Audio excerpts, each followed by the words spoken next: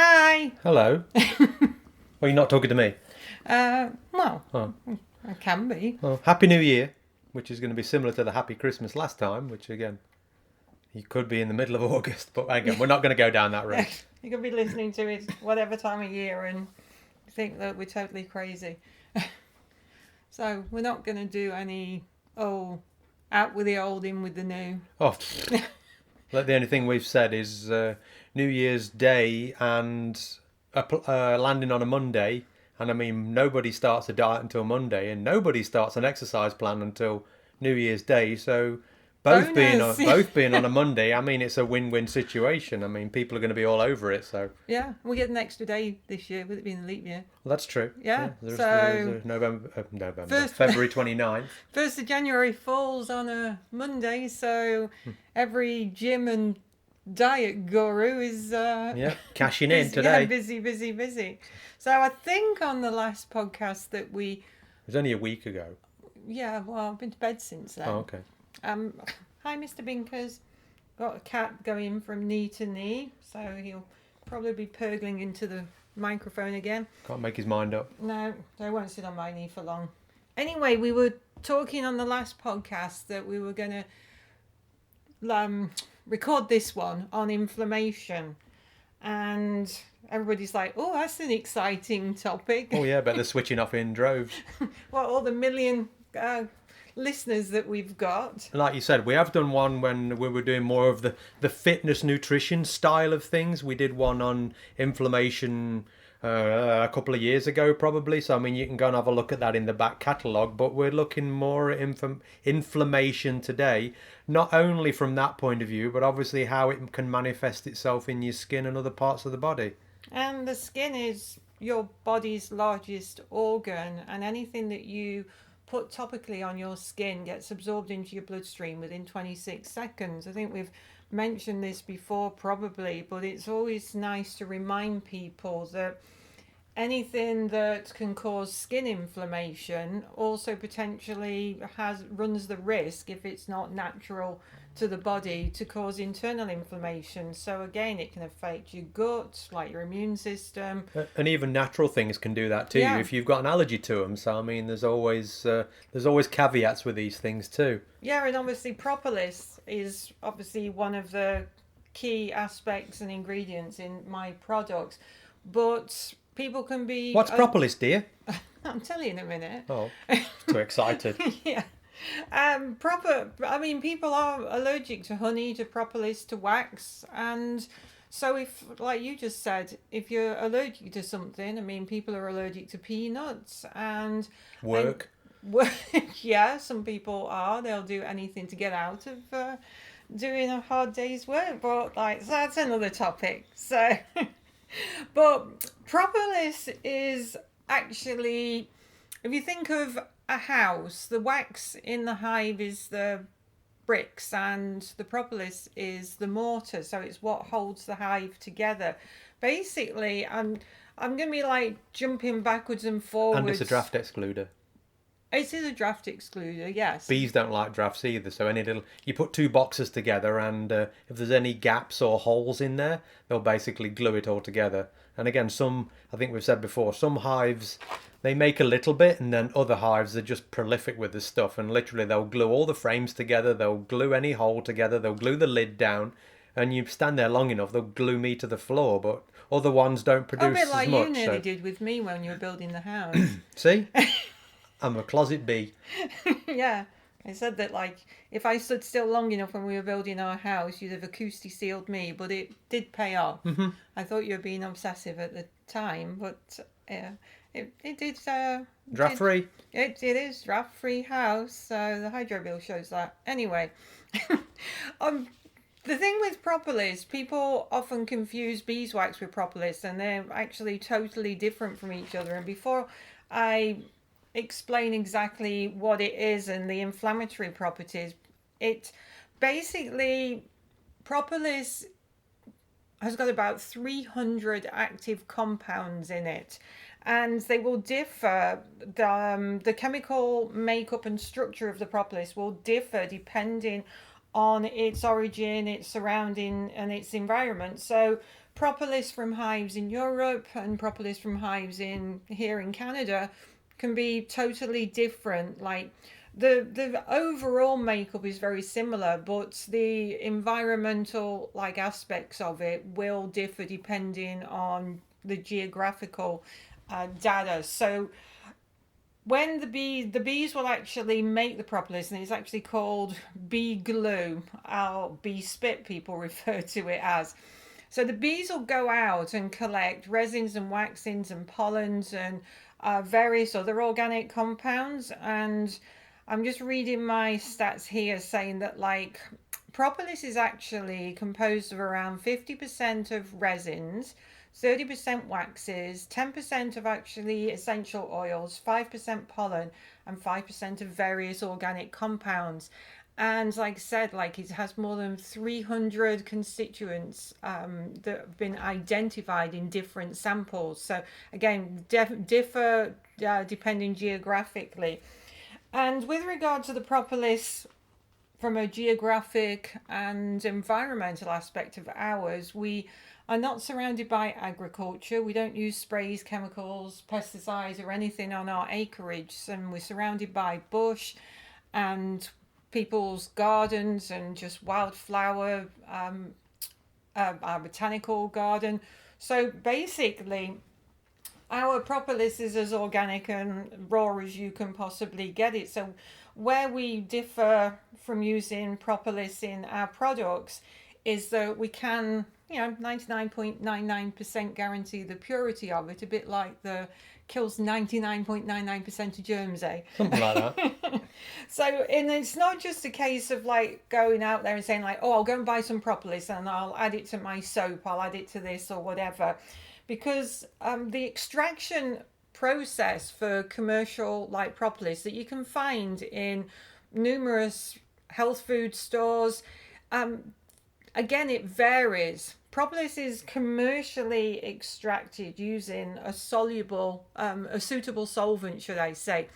And the basic solvents used to extract propolis. So if you go into a health food store or whether supplement store and you see propolis being sold, being used in tablet forms in supplements, it's either been extracted using water, methanol, ethanol, chloroform, dichloromethane, ether, or acetone. And I did some research on it, and the primary extraction solvent used in North America, Canada, is actually ethanol. So whether you're comfortable with that or not is another thing. Run your car on it. Yeah, because fuel is 10% ethanol and 90%. Well, Top Fuel dragsters use ethanol as well. So Yeah. I mean, it's sweet. Yeah. So basically, the bees, like you say, will go out and collect tree buds like pollen, sap, resin, wax, and when used topically, it has a multitude of healing benefits. And obviously, I combine our bees' honey and propolis in the products. And we've mentioned this before, haven't we? How propolis and honey especially are wound healing. Yes. So yeah, and we've again had people come just to buy the honey because the vets recommended they use it because again it does accelerate that healing process, especially like in equine and stuff. And they again put it on the leg or whatever's been cut and then bandage it up. And like I say, it does its wonders. It does. And when it comes, I mean, like I say, not just topically for animals, but another, reason that I use it in our skincare line is because of the wound healing properties. And I'm just going to bring my little chart up on my computer. So, yeah.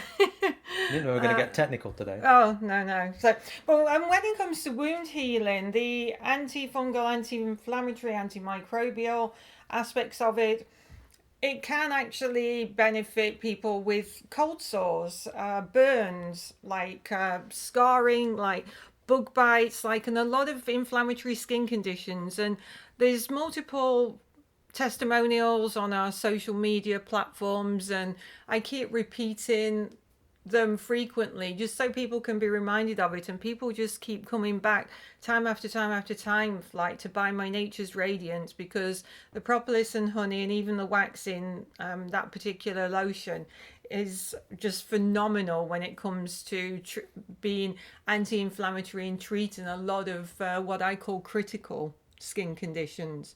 Phenomenal. Phenomenal. Yeah, I know. Like everybody's switched off now. So, and honey and propolis together have. Well, I don't know. Like, there's just too many like benefits and properties to mention.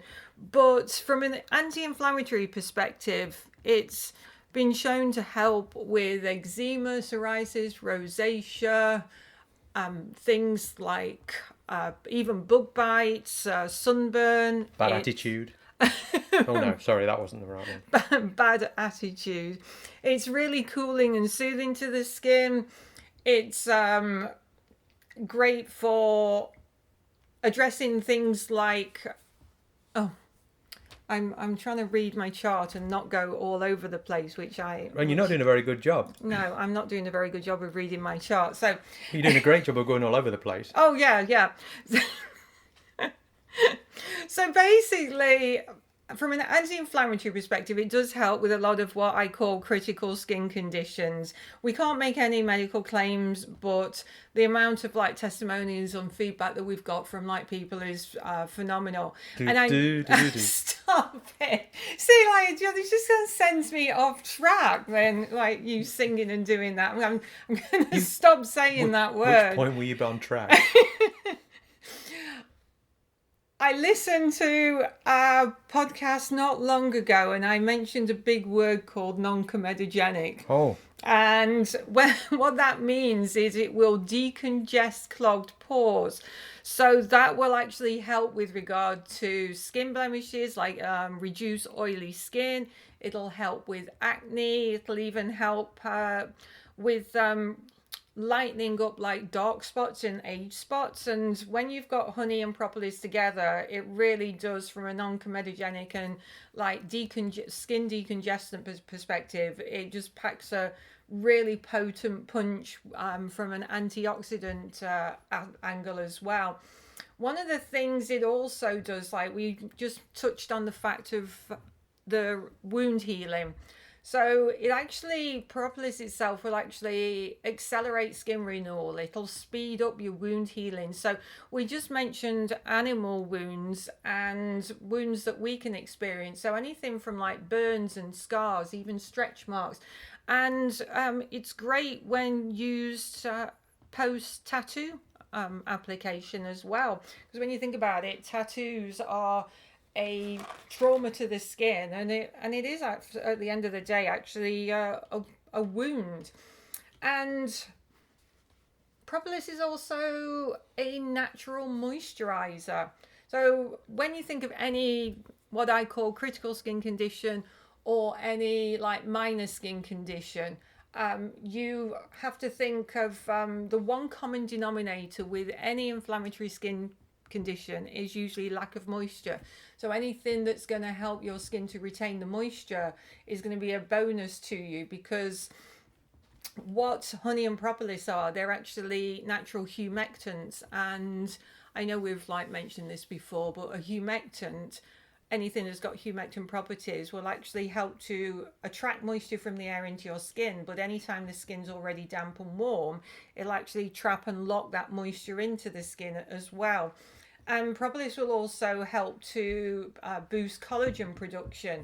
So as a moisturizer, as a collagen booster, it'll help brighten your complexion, soften your skin. You'll have less visible lines and wrinkles on your skin, which a lot of people appreciate as we get older. And yesterday I put a picture on my Facebook, on my personal page. Our friends Gary and Sarah, well, I should say Sarah bought the hat. I'm sure Gary didn't really contribute anything towards going out. Wouldn't know anything about it. Yeah, it's like, oh, what do we buy them? And I put a picture of me wearing my, what in England we call bobble hats, when they've got like a pom pom on the top of it, and I forgot that they were called things like that. But well, I put it on my personal Facebook page, and one friend made a comment saying like, "Are you reversing in age?" And it's like Benjamin Button saying like, "Obviously, I don't look as old as what I am," and no, you don't have to mention like I'm. I know when to be quiet. No, I actually don't mind like telling people that I'm like fast approaching 60, but she says she can't believe like how young I look, and it's amazing the amount of people at markets and just generally will say, "Do you use your own skincare products?" And I'm like, "Well, yeah, I don't go out and buy L'Oreal or Nivea." So it is with regard to wrinkles, fine lines. It is a hydrating and moisturizing lotion. So again, the Nature's Skin Therapy, the Nature's Radiance, it actually, propolis itself will actually help to soothe, hydrate, and it does actually have a mild exfoliating like property to it. So again, one of the reasons I use it in my shaving butter bar, it just, I don't know, I just can't rave about how amazing I hadn't propolis noticed. is. So I'm just going to bring up my other screen to make sure. There's more. Yeah. Oh. Yeah, there is. And like you say, I mean, propolis, I mean, you can see it in the stores, and I mean, you can see it's synthetic stuff, and it's kind of processed and everything. And again, it's just people, because it's such a small commodity a lot of the times, if you want to start to sell in bulk like larger companies, then they have to kind of come up with some other idea of how to kind of put it together. So they'll kind of water it down or try to use other things that'll kind of mirror what it does. But again, from a small suppliers like us and stuff, yeah, it's possible for us to kind of glean enough from the hives, because I mean, you don't need a lot of it. I mean, it's only small amounts that you're actually putting into each product. So Oh, I thought you were carrying on talking. no, I don't know how much you put into a product. I know it's a small amount. I thought you might It just, is. I mean, like it's anywhere from like 5 to 10%. So it's sometimes it can be less depending on like which product it is. But generally, yeah, like you say, it's not a huge amount. But obviously, the one thing with regard to the products, especially the Nature's Radiance, it's got the propolis, the wax, and the honey in it. The Nature Skin Therapy is primarily oils infused with the propolis. And like I say, not all propolis is created equal. So you have to look at the extraction processes. And like I just mentioned a few minutes ago, ethanol is what's typically used with the commercial extraction. And one of the other things when it comes to the products and why we put what we do into the products, obviously honey, natural healing products like the propolis, the wax, but we're fortunate that on our acreage it's just dense in red clover, and red clover itself has like phenomenal benefits. What? Whoa, what are you doing? do. You told me not to do it, and then you encouraged me. I was encouraging you. You were just saw like, you. you got your mouth open as if you were like going to say something about clover. No, I'm useless. Yeah. I've got nothing to say. But we've actually said this before, that we've gone out of our way to, even though we've got tons of clover that grows on our acreage, we've actually invested time and effort over the last couple of years, haven't we, to plant even more of it. Yep.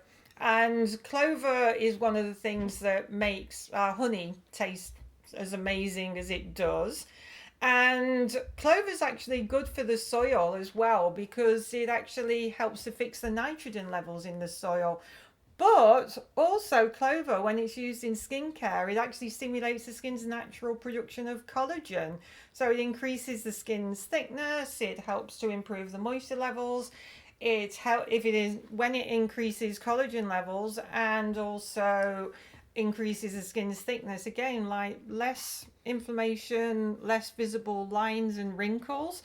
So everything that Thin skin is a thing for like age. Say your skin thin. You see an older person and you can almost see through their skin. It kind of gets that thin. So again, anything that's going to help that is. No wonder you look so young and lovely. I know. I use my own products, and I use propolis and honey. Well, if it worked for Cleopatra, then I didn't know her. like it works for me and my clients. But actually, having mentioned like Cleopatra, I just like remembered that like I made some notes. Like the Egyptians actually used to use some bee propolis to embalm their cadavers, and it's been around for. Did they come back to life? Oh, it's not that good then. Probably not. It's not that good then. No. I think like when they were embalmed, that They're already toast by that point. Yeah. I don't think they've ever dug any Egyptian prince or princess up. That I've seen the film. They did. Yeah, they came back to life. Yeah, I've seen the film The Mummy, and it was a good movie. That was. Yeah. And the daddy. And. Daddy, I don't think there is a movie called. We should make one. Yeah, but it's been used for obviously thousands of years. I don't know, how old are the Egyptians? They used to live to about 40. No, I mean like 6,000 plus. 6,000 how far plus. does it go back? Yeah. And one of the other interesting things that I found as well is in the end of the 19th century, propolis was also used for its healing properties in the Second World War. And it was employed in several Soviet clinics for tuberculosis treatment. And it was observed to see a decline in lung problems as well. So that was interesting, like, fact. But like say nowadays, propolis, it can be eaten raw directly from the hives. The only thing to avoid doing that is obviously if there happens to be a sting or something in it, then that would not be nice. That would be an not an anti-inflammatory. Be an inflammatory process. Yeah. That'd wake you up pretty quick. Yeah. And any inflammatory aspects when it comes to bee stings, like we said on the last podcast that that wasn't a nice experience.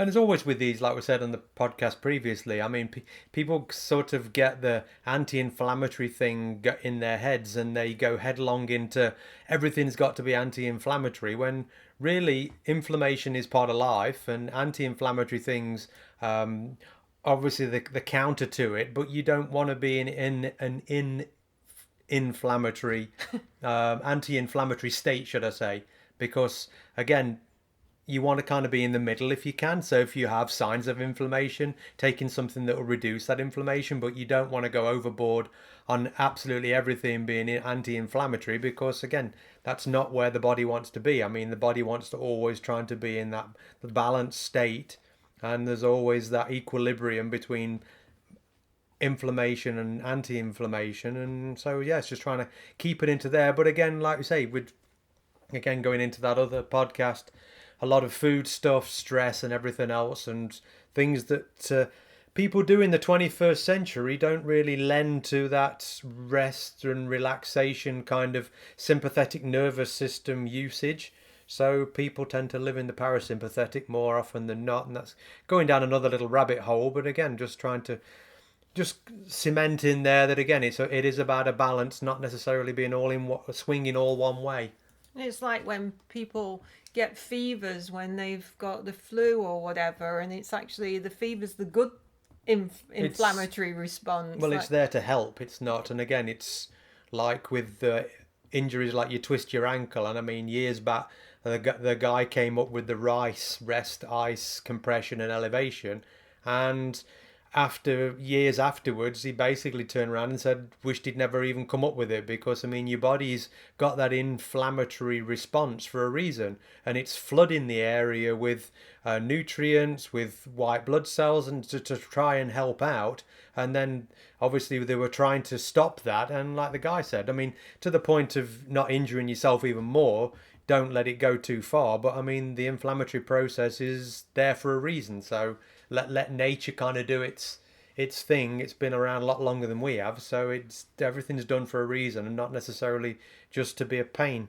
And the fever shouldn't be suppressed. It's As long doing as it. it's not life-threatening. No, Yeah, and yeah. If obviously it goes too high. there's a certain height where tissues will start to die if it gets too hot. But I mean, your body's doing a fever because your body knows bacteria like to live at body temperature, and if the body temperature is raised, the good chance of those bacteria are going to be killed off. So that's what the body's trying to do, is raise the temperature past the point of the survival of the bacteria, and hopefully the bacteria go and you get better.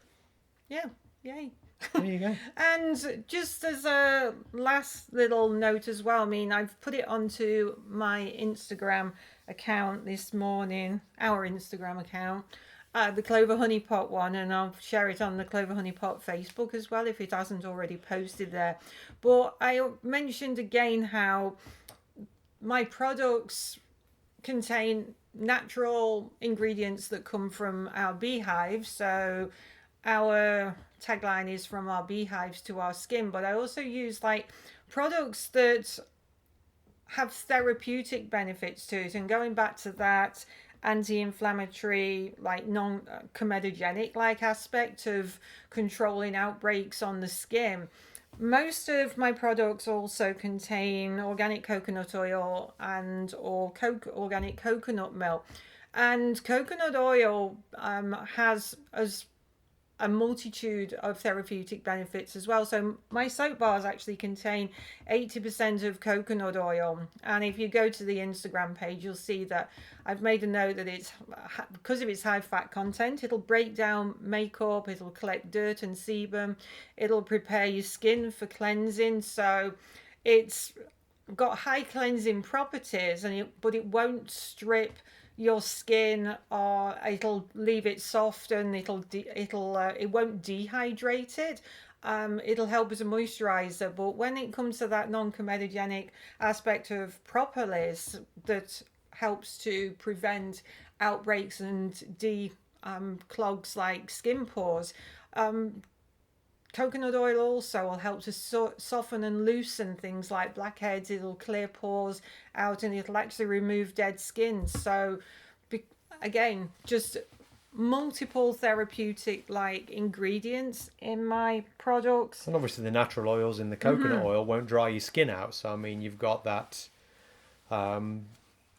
natural kind of lubricant in there too. So I mean, it's going to keep your skin. And with everything, I mean, it's overuse. It's the same as everything. You've got to kind of use it in not moderation, but what works for you. Because some people have naturally oily skin, so they probably would use a little bit less than somebody who's got a dry skin. So, but it does suit all, and you've just got to figure out what your dosage is, because the dose is the poison's always in the dose, and again, just kind of figure out what works for you. And again, a lot of people will at markets, and when I say like, oh, would you like to try a sample of like the lotions, the creams, and everything, and they're like, oh, will it? I'm prone to like oily skin and breakouts, blackheads, and spots and acne. And because of the decongestant like aspect of the propolis and the coconut oil, it's amazing how people don't have any issues with using my lotions because of the ingredients in there, and it actually helps to prevent the breakouts at the same time as moisturizing and softening the skin as well. So like I say, inflammation can present in many forms, and I put on my Instagram post as well that like, you don't need like a dozen different skin products like in skincare, soaps, cleansers, toners, moisturizers in your bathroom. We promote the single step skincare process. So you just said, less is more. Yeah, got no time for that. No, and one cheap way, because our soap's got the coconut oil in it and the coconut milk, and obviously like I just said, it'll help break down makeup. You can just use the soap to remove makeup, or if you're one of these people that wear quite heavy like makeup, basically just put some coconut oil on a cotton bud, and just not cotton bud, like that cotton ball, and just use it as a makeup remover. My makeup involves mascara and lip gloss, and that's about it. So if I've ever been out and worn mascara, all I do is just get a teeny bit of coconut oil on some cotton wool and then just, Bob's your dog. yeah, and bink as you can. Yeah. And bookeries. So, Don't know where so they've yeah, anti-inflammatory properties of our ingredients. I'm going to be posting quite a few. I don't know what they're called on Instagram. Not infomercials, infographics. Is that kind of stuff?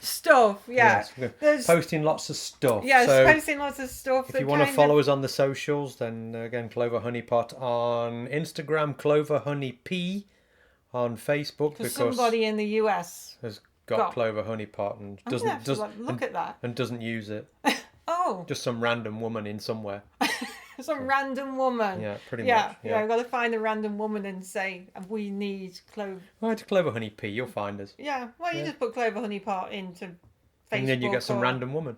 Well. Oh. Oh.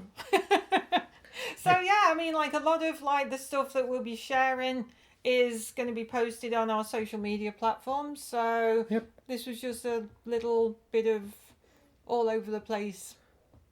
Started out well and then just kind of fell apart halfway, but we managed to lasso this bad boy back in. And it's just I got too many screens open on my computer and I just had to go back and forward from different ones. So apologies. No problem.